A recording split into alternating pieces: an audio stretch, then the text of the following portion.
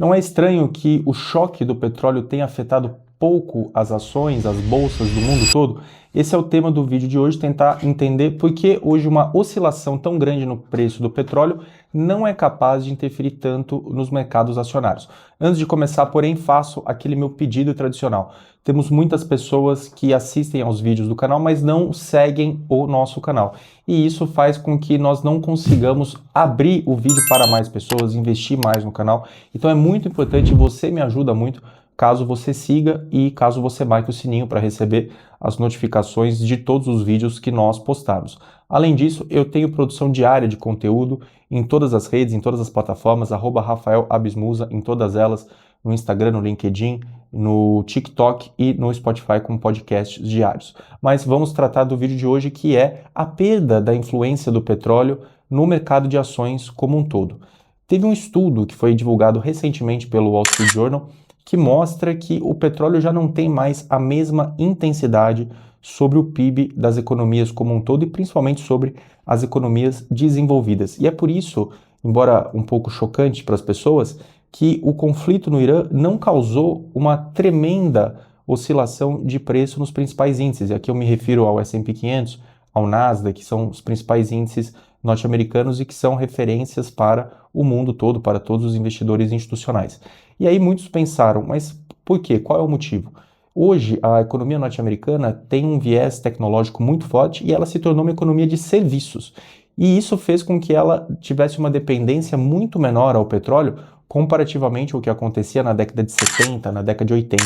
Então, a intensidade do petróleo e da energia sobre o PIB por unidade produzida hoje é muito menor e é isso que esse estudo reporta e é muito interessante. Veja só, a composição do índice do S&P 500, hoje praticamente no ápice aí das Mag 7, elas estavam chegando a mais ou menos 40, 45% do índice. É um peso muito expressivo, historicamente o ponto mais alto de concentração que o S&P já teve em empresas de tecnologia. Isso muda toda a configuração da economia norte-americana, que se torna, portanto, como eu disse, uma economia de serviços e não é tão afetada assim pelo petróleo. Tem outros fatores? Claro que tem. Os Estados Unidos conseguiram a independência energética, fizeram um investimento no shale gas, que é o óleo de xisto, que tem uma produção diferente, uma produção que tem um custo mais elevado, mas a depender do preço do barril é muito rentável. Então, eles conseguiram diversificar com outras fontes. Hoje, eles são independentes da perspectiva energética, isso é muito importante. Outros países, vamos falar agora da China, tiveram uma diversificação das fontes de energia, não dependem mais do petróleo necessariamente, tem outras fontes renováveis, tem a eletrificação das frotas de veículos, ainda é uma economia muito dependente das termoelétricas de carvão, isso é fato, mas também foi um país que também soube diversificar a sua fonte de energia para outras que não fossem aquelas dependentes apenas do petróleo. E vários outros países fizeram isso. É por isso que até os produtores, os grandes produtores de petróleo, por exemplo, a Arábia Saudita, vou utilizar a Arábia Saudita como exemplo, ou mesmo os Emirados Árabes Unidos ou o Catar, são países que historicamente se beneficiaram muito da produção de petróleo, mas quando analisados os planos estratégicos governamentais de décadas e anos à frente, todos esses países já têm planos que levam a uma perda de importância das fontes de receita de petróleo para outras receitas, para outros programas de desenvolvimento econômico desses países, porque eles também já têm essa percepção de que o petróleo hoje, embora seja fundamental para a economia no mundo todo, já não tem mais o mesmo peso que tinha antigamente.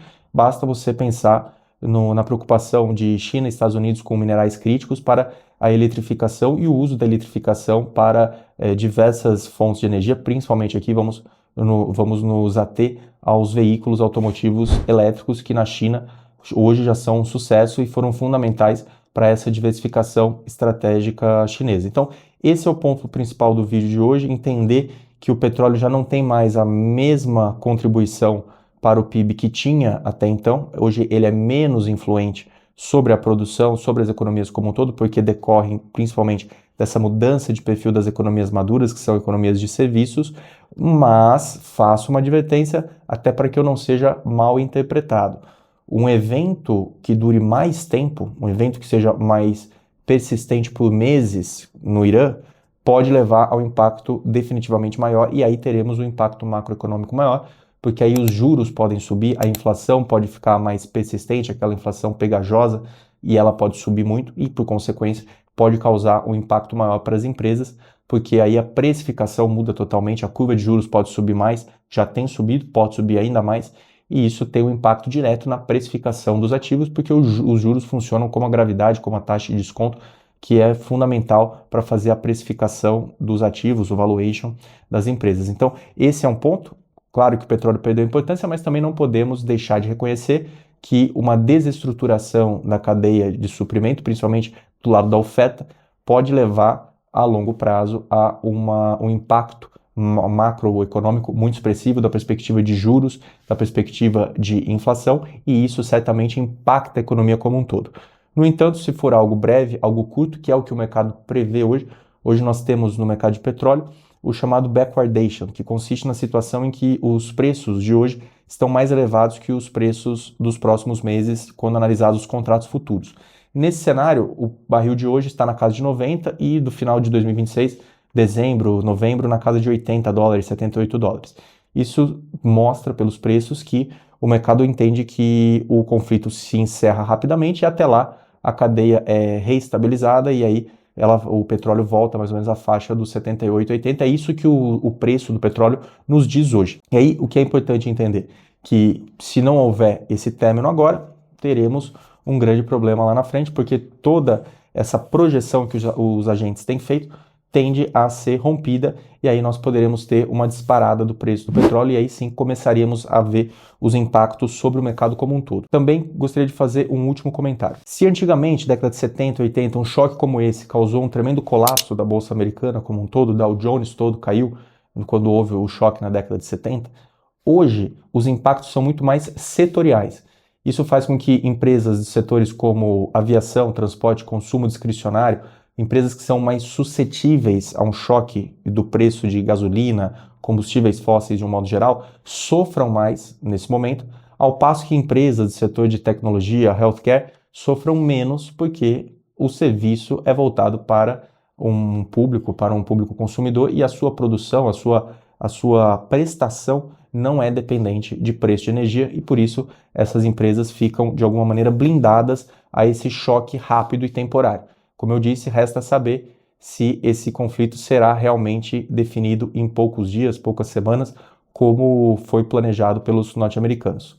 Agora é prever se teremos um final rapidamente nos próximos meses ou, se a projeção realmente for equívoca, se nós teremos uma persistência ao longo de 2026 desse conflito, e aí você deve estar preparado, porque certamente os mercados acionários tendem a sofrer, e é por isso que eu tenho falado nos meus podcasts que você deve conversar com quem o assessora, com quem atua como seu consultor, para pensar em algumas proteções baratas para a carteira num cenário catastrófico. Esse é o vídeo de hoje, um vídeo rápido para mostrar para você qual o impacto do petróleo na economia do mundo todo, na economia global, nos países maduros, nos índices principais dos mercados de ações. Faço aqui a ponderação dos dois lados, um recorte de curto prazo, um recorte mais longevo, que pode ter um impacto mais sistêmico, e a conclusão é que você pode tentar procurar uma proteção barata, não custa, vai pagar pouco, pede pouco em performance e protege o seu patrimônio, o seu portfólio. Se você gostou desse vídeo,